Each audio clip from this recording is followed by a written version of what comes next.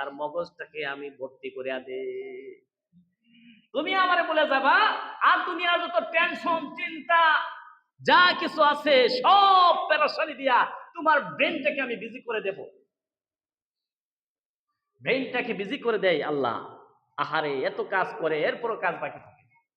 হ্যাঁ, এত উন্নত করার চেষ্টা করতেছে, এত কিছু করতেছে, তাও উন্নত হতে পারে না, বারবার লস হয়ে যায়, পেরেশানিতে বিভোর হয়ে যায়। আল্লাহ রাব্বুল আলামিন বলছেন, আমি আল্লাহর জিকিরের মধ্যে রয়েছে শান্তি। সুতরাং আমি আল্লাহর জিকির থেকে দূরে সরে যাবা আর তোমাকে পেয়ে বসবে যাবতীয় অশান্তি অস্বস্তি। তাহলে আমরা কি আল্লাহ রাব্বুল আলামিনকে জিকির করব না? কখনো কখনো মসজিদে আসলে নাকি মসজিদের বাহিরেও কি বলেন, হ্যাঁ, মসজিদের বাহিরেও কথাবার্তায় চালচলনে ওঠায় বসায় খাওয়ায় পড়ায় সর্বত্র সব সময় সবখানে আল্লাহ রাব্বুল আলামিনকে স্মরণ রেখে আমরা আল্লাহর গোলাম হয়ে চলতে হবে। কি বলেন? এই দুনিয়াতে কদিন থাকবেন? হ্যাঁ, মৃত্যু যে কোনো মুহূর্তে চলে আসতে পারে। মাইকে না জানি কখন ঘোষণা হয়ে যায় আব্দুর রহিম হ্যাঁ দুনিয়াতে আর নাই। কত মানুষের ঘোষণা শুনি, একটু চিন্তা করুন। আজকে যেরকম ভাবে মানুষের ঘোষণা শুনছেন, একদিন আপনার আমার ঘোষণা এই মাইকেই হবে। এই খাটিয়ায় আপনাকে আমাকে উঠতে হবে। আজকে যাকে গোসল করে বিদায় করছেন সেটা আপনিও হতে পারেন, আগামীকালকে হতে পারেন, এই মুহূর্তেও হতে পারেন। এই চিন্তা মাথায় নিয়ে কাজ করতে হবে। অনেক আল্লাহর ওলিরা, অনেক বুজুর্গের দিনেরা এরকম করতেন যে দেখা গেছে একজন আল্লামা, হ্যাঁ, তিনি তার পকেটের ভিতরে একটা কাগজ রাখতেন। কাগজের মধ্যে লেখা ছিল যে কি, তোমার সময় খুব বেশি নাই, মৃত্যু ঘনিয়ে আসছে, সুতরাং তুমি তোমার আমলকে সুন্দর করো। বারবার এই কাগজটা পকেট থেকে বের করতেন। এরকম ভাবে যখন ইন্তেকাল হয়ে গেল, তারপরে তার পকেট থেকে এই কাগজটা বের করে দেখলো, লেখা যে তুমি তোমার আমলকে সুন্দর করো, কারণ তোমার সময় মৃত্যুর সময় ঘনিয়ে আসছে, মৃত্যুর সময় ঘনিয়ে আসছে। সম্মানিত হাজিরিন, এজন্য মৃত্যু আসার আগে আগে নিজেদেরকে আমরা সতর্ক করতে হবে। হ্যাঁ, আমাদের আমলকে সুন্দর করার চেষ্টা করতে হবে, কবিরা গুনাহ থেকে বেঁচে থাকতে হবে। আপনাকে আমাকে কবিরা গুনাহ থেকে বেঁচে থাকতে হবে।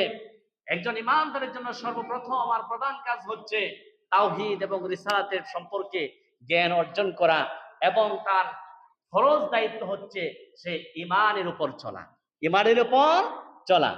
ঈমান আনার পরে একজন ঈমানদারের জন্য যেমন ফরজ, ওয়াজিব, নফল, সুন্নাত, মুস্তাহাব মেনে তার জীবনকে পরিচালনা করা দরকার, সাথে সাথে তাকে আরেকটা বিষয় দরকার, সেটি হচ্ছে কবিরা গুনাহ থেকে বিরত থাকা। কোরআনুল কারীমের অনেক অনেক আয়াতে, রাসূলের অনেক হাদিসে এরকম পাওয়া যায়, রাসূল সাল্লাল্লাহু আলাইহি ওয়াসাল্লামের বরাতে পাওয়া যায়। রাসূল সাল্লাল্লাহু আলাইহি ওয়াসাল্লাম বলছেন যে কবিরা গুনাহ থেকে, আল্লাহ রাব্বুল আলামিন কোরআনে বলছেন যে কবিরা গুনাহ থেকে যদি মানুষ বিরত থাকে, তাহলে আল্লাহ তাআলা তার বিভিন্ন ফরজ এবং নফল ইবাদতের বিনিময়ে তার ছোট ছোট যে গুনাহ আছে এগুলো গুনাহ মাফ করে দেবেন। সুবহানাল্লাহ। কিন্তু শর্ত হচ্ছে কবিরা গুনাহ করা যাবে না, কবিরা গুনাহ থেকে বিরত থাকতে হবে। এই কবিরা গুনাহ দুই প্রকারের। কয় প্রকারের? দুই প্রকারের। একটা হচ্ছে হাক্কুল্লাহ, আল্লাহর হক। আল্লাহর হক মানে হচ্ছে আপনাকে আল্লাহ ব্যক্তিগতভাবে যত ফরজ দিয়া দিয়েছেন, আপনার উপর যা যা করা বাধ্যতামূলক করে দিয়েছেন, এই ফরজে আইন বিষয়ে আপনাকে সতর্ক থাকা, আবার হারাম থেকে নিজেকে বিরত থাকা। এর মধ্যে আমি আজকে বলবো শুধু ব্যক্তিগত জীবনে আমরা কবিরা গুনাহ, কি কি কবিরা গুনাহ থেকে বিরত থাকা দরকার, হ্যাঁ, বলে শেষ করা যাবে না। আমি শুধু চারটি পয়েন্টে চারটি কথা বলবো, বাকি পয়েন্ট ইনশাআল্লাহ আগামী জুমাতে বলার চেষ্টা করবো, আল্লাহ যদি তৌফিক দেয়। সম্মানিত হাজিরিন, প্রথমত হচ্ছে কবিরা গুনাহ, আপনার ব্যক্তিগত কবিরা গুনাহ, যেমন ঈমান বিষয়ক গুনাহ আছে। আমরা ঈমান বিষয়ক অনেক কবিরা গুনাহ করে থাকি, যেমন শিরক, কুফর, হ্যাঁ, মুনাফিকি, নিফাক, এরকম ভাবে বিদআত, এই সকল কাজ থেকে বিরত থাকা। আল্লাহর শাস্তির ব্যাপারে নিরাপত্তা বোধ করা। আল্লাহ যে শাস্তি দেবেন এই ব্যাপারে আপনার কোনো টেনশন নাই, বরং আপনি নিরাপদে বসে আছেন। আপনার কোনো পেরেশানি নাই, জাহান্নাম থেকে বাঁচার চেষ্টা নাই, আপনার কবরটাকে পরিষ্কার করার জন্য, কবরটা একটা জাহান্নামের গর্ত, সেটাকে আপনার রিপেয়ার করার জন্য আপনার আমলকে সুন্দর করা দরকার। কবরটা সাপ বিচ্ছুর ঘর, জাহান্নামের গর্ত, এটাকে পরিষ্কার যদি করতে চান তাহলে কবিরা গুনাহ থেকে বিরত থাকুন, ইমানের উপর মেহনত করুন, তাহলে এই কবরটা সুন্দর হবে, আপনার থাকার উপযোগী জায়গা হবে। সম্মানিত হাজিরিন, এই জন্য কুফর, শিরক, নিফাক এইগুলো থেকে বিরত থাকতে হবে। আল্লাহর শাস্তির ব্যাপারে আমাদের পেরেশানি থাকতে হবে। যাহা আমি যে এই গুনাহ করব, আমি যে মিথ্যা কথা বলবো, আমি যে ওজনে কম দেবো, আমি যে মালে ভেজাল দেবো, আমি যে ধোঁকাবাজি করব, আমি যে সলসাতুরি করব, আমি যে মানুষের গীবত বলে বেড়াবো, আমি আমি কি পারি জাহান্নাম থেকে, জাহান্নামের শাস্তি থেকে মুক্তি পেতে? আমি কি পারি জাহান্নামের শাস্তি সহ্য করতে? আমি কি পারি দুনিয়ার একটু আগুন সহ্য করতে পারি, আগুনের শাস্তি? আমি কি একটি মোমবাতির আগুনের উপর আমার হাতটা, আমার শরীরটাকে পেতে দিতে পারি? এইটুকু চিন্তা করে গুনাহ থেকে বেঁচে থাকার জন্য আপনাকে আমাকে চেষ্টা করতে হবে। সম্মানিত মুসলিয়ান কিরাম, হ্যাঁ, এজন্য আল্লাহ রব্বুল আলামিনের রহমত থেকে নৈরাশ হওয়া যাবে না। 2 নম্বর কথা হচ্ছে কি, আল্লাহর রহমত থেকে আমরা যেন নৈরাশ না হয়ে যায়।